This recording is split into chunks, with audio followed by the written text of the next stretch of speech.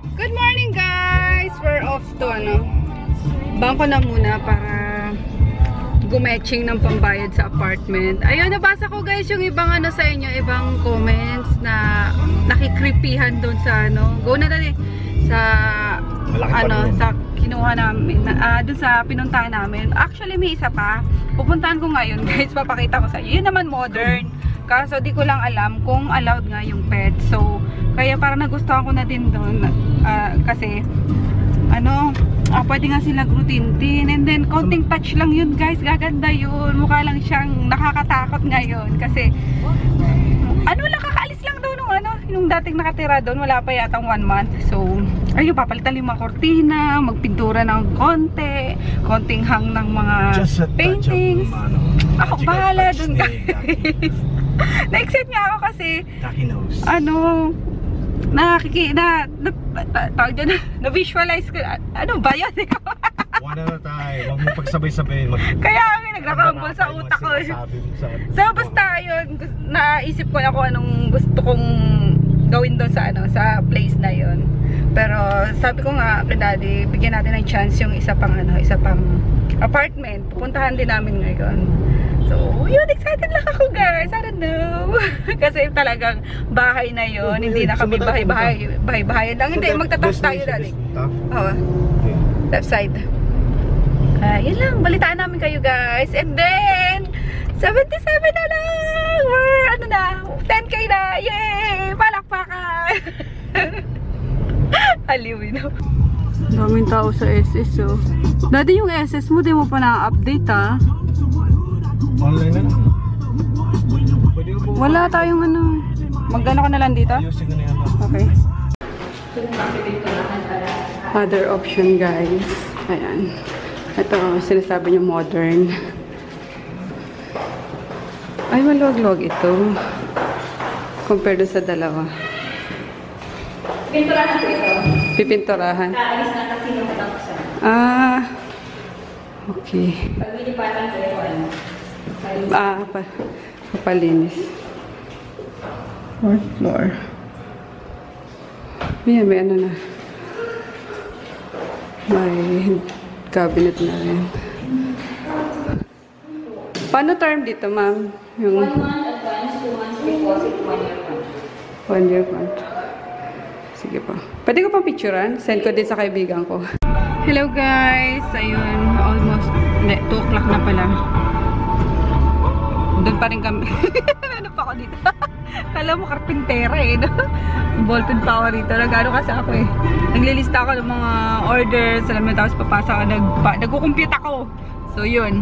Anyway, yun pa rin yung kukunin namin guys. Yung unang apartment na nakita namin. Kasi sobrang spacious noon. Konting lang talaga yung guys. Don't you worry. Pagagandahin ko yun. Para maliwalas naman tingnan. And then, papablessan. Para yung mga sinasabi nyo parang may mumu. Yun din ang unang pagpasok ko doon sa kwarto. Oh my God. Parang pang-haunted na yung mga movie, diba? Pero hindi. Lagi naman may tao doon kasi magdadala kami ng isang makakasama ni Chris nga kapag wala kami. Tapos nandun naman si Groot and si Poknat, mag-iingay lagi yun. And then yun si Mami ni Frog, yung binan ko is pumayag na sumama sa amin. Pagkaayos na daw. Kaya binigay niya muna itong lutuan na to. Ayan. 2 burner na ano ba tawag dito? Induction cooker. So, yun. And then, what else? Wait lang. Transfer pala ako. So, basta guys, balita ko na lang kayo kasi busy-busy. At yung itsura ko, napakaano ko lang naka-shorts lang ako, nakapambahay lang ako. Di pa ako naliligo. May gulay. So, ayun, may mga transactions pa kasi ako ngayon. Mga stocks ko dumating. Kailangan ko mag-transfer ng bayad sa mga supplier, yung mga ganon-ganon. So, kaya pagpasensya nyo ako ngayon. Basta balita ko kayo. Wawa man siya guys. So, nakita ko doon kanina nagkakalkal ng basura. Binila ko ng ng pagkain dito sa ano ba to, karinderya? Ayan, sa karinderya dyan. Kaya pa to ano ba yan? Wawa ka mandugi. Nakadurog ng puso. Oh my God, naiyak na naman ako. Water. Finish mo na yan, dali. Water, gusto mo? Naglilipat na to. Ayun, nakapag-down na kami guys. Maganda naman siya. Yung maliwalas naman. Grabe naman kayo sa ano namin, apartment namin. Creepy daw. Ayun. Pero nag-request ako kay At. Anong name mo te? Ulit? Rainy. Ate Remy na ano. Tawag dito? Pa-change ng ano, pintura yung sa kwarto. Yung lalo yung cabinet. Para maliwalas. Ayun. Excited. Alog-alog kayo dito. Opo. Alog-alog. Feel na nga ang asawa ko. Lipat na daw agad. Nakikita nila, may ready na sila mga sopa. Opo. Kaya nga eh. Kasi pinagamit na yan guys. Oh. So, ayun. Tara na. Iwan mo na yan dyan. May ready na silang mga sopa. Ayun. Tapos, yun lang ang repaint ko. Maliwanag Oo, kayo. maliwanag yan. Pag puti ano. Oo, maliwanag yan. Pati ito ate oh. Ipa-white mo te ah. Lahat yan po. Yung pinto? Opo. Ay, yung pinto? Yung pinto siguro hindi na. Brown na lang. Yun na lang. Opo. Basta dyan lahat. Opo, yan. Sige. Tapos tanggalin lahat ng kortina na ano. Yung isang cortina, ipatong na lang. Hindi, ako na maglalagay dyan. Ako nang bala. Yung Nilalagay. blinds, tanggalin ko rin. Itong blind. Tanggalin natin yung blinds, de. Kasi dati na yan dyan. Hindi, nalilipat doon sa cortina. Mayroon doon. Meron doon eh. Hindi okay na itong blinds, de. Oh, linisan na. Linisan na lang po. Blinds lang. Ay, ayan pala yung ipapa-open natin, ate. Ayun. Para may araw na ano. Yun. Kasi yung blinds naman, tataas-taas yan eh. Pero nilagyan nila ng ano. Yan. Oo, tanggalin na yan. Diyos ko, di naman yun. Bukas. Start kami. Opo. Thank you so much. Wala ba daga dito to? Wala? Yeah. Hindi na makakakit yung daga dito. Oo nga. Taas na eh. Ayun. Okay yan guys. Yun. Konting touch lang to. Bahay na. Hey guys. Ayun. Presko na rin sa wakas. Ang oras na ba? 11:30 na pala. Hindi ko pansin no. Nag-print kasi ako ng mga, ng mga stickers. Nire-ready ko na just in case na tumating na yung yung stocks ng day yun. Tsaka ng ko guys. Nakapag nga. Kasi ako nakapagsabunan ng Yamashiro. Ilang araw na, mag-1 week na ata. Hindi ako nakakakuha sa sa store. Nakalimutan ko lagi.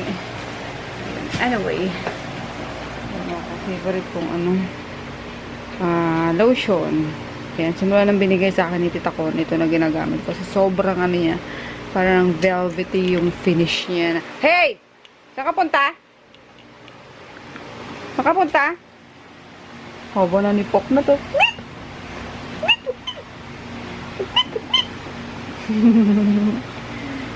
Ayun guys, na-vlog ko kanina, nakita ko yung aso, kawawa naman, nagkakalkal ng basura, tapos sobrang dami niya sugat.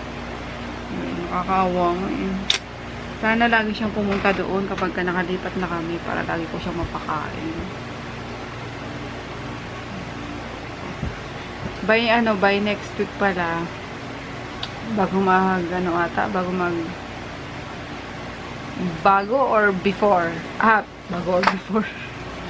before or after Holy Week, baka mandala na namin yung yung mga aso kasi ngayong week daw ata palalagyan na ni Papa ng ng bubong yung yung kulungan ng aso.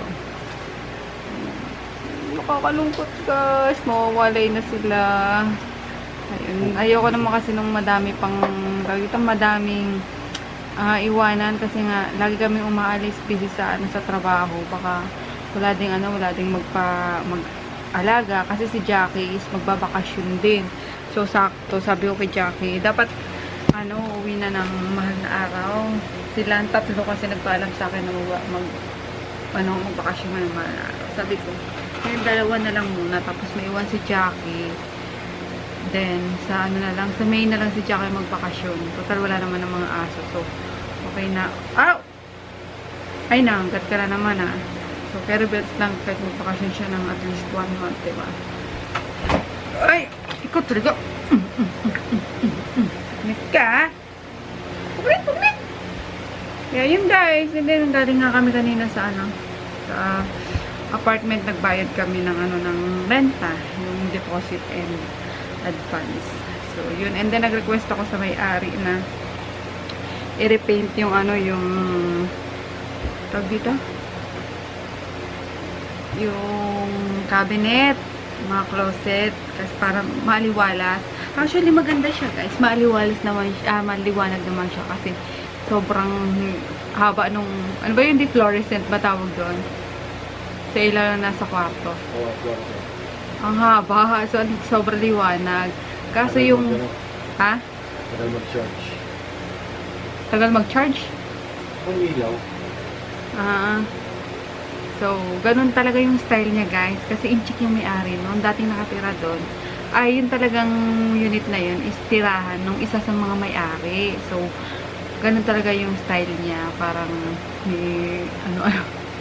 parang vintage kasi sa kulay niya, 'di ba? Brown, chocolate brown yung pagka-pintura. Pero ayun, nag-request nga ako na papinturahan ng white yung yung closet para sabi ko mas maliwalas, hindi pinapatanggal ko yung blinds sa may bintana doon sa may aircon para pabuksan lang yung yung bintana para at least may pumapasok na ilaw. Mukhang creepy lang siya kasi sarado, madilim. Kasi may diba, sarado yung sa terrace, tapos sarado yung mga bintana, and then may may kortina pa. So, pagka pinapasok na ng araw yun, okay na yung maganda na yun. So, yun, excited akong pagandahin siya, guys. Yung mga naisip na akong designs, yung ilalagay, ayun. Gusto ko simple lang. Yung para magmukhang bahay lang siya. Yun. Baka bukas, mamili kami ni Daddy ng ng mga tawag din? Ayun, focus. Mga gagamitin na sa apartment. O di lang naman kasi hindi na nga kami magdadala ng mga mga kagamitan paggawa ng yung kapatid ko na ang titira dito. So papagamit ko muna sa kanya to. Then wala lang, guys. Ang saya ko lang.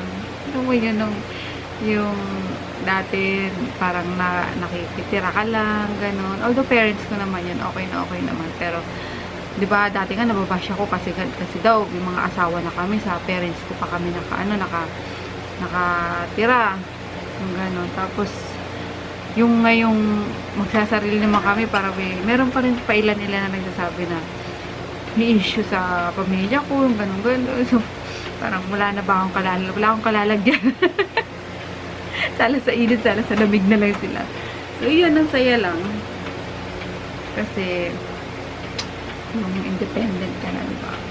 Feeling independent. Hindi, joke lang. Kasi yun naman talaga, doon din naman pupunta yun, diba? Hindi naman forever na kailangan nakapisan ka sa sa parents mo. And mas maganda yung naka-separate talaga. Kasi walang pakikisamahan, diba? Kasi kami, nakatira kami sa parents ko before, so parang hindi ako makagalaw ng maayos na. Kasi under pa kami ni Papa. Kumbaga, nasa niya pa kami, nasa gobyerno niya pa kami. So, ngayong naalis na kami, so, pwede ko magawa gusto ko, yung ganun. Kasi si Papa kapag nag-head count pa yan, alam niyo ba yun? Kapag wala, di pa kami umuwi. Asa na kayo? Sino kasama ni Chris? Yung mga ganun-ganyan. Nag-head count pa yan eh. Nagtatanong yun na, sarado na ba yung gate? Andiyan na ba lahat? Sino pa nasa labas? Dati nga nag-ano pa yan eh. Galing yung palengke. Pumupunta pa yan dyan para i-check kami lahat. Tapos siya na magsasara ng Kahit may asawa na kami siya magsasara ng gate. So, yun lang. Parang madalagat binata lang yung mga asawa na. So, ngayon, hindi naman sa nagmamayabang na bakit may kinikita na, parang nagsarili na, diba? So, ang sarap lang sa feeling na kaya na namin magsarili. Kahit ako ayoko yung gusto naman ni Froggy na doon na muna sa kanila, pero ayoko din kasi nga bahay yun ng nanay niya. Okay lang kung ganong apartment namin, tapos yung nanay niya yung titira. Parang ganon. Pero yung ako makikitira, guys, ayoko. Parang hindi lang ako ganon. Ganon. Sinisay ka, ha? Sinasabi ka. O, sige, doon ka sa Pasig. Ako lang doon sa apartment. Hello. So, yun lang guys. Ang dami na naman daldal. 7:52 na to. Wala kasi akong vlog kanina eh. So, yun. We'll see you tomorrow. Sama ko kayo kung saan kami mamimili. Okay? Sama kayo. Para, ano din, makagala tayo. Bye! Good night! Good night tayo kay Kalbo. Bye, Daddy. Bye, everyone.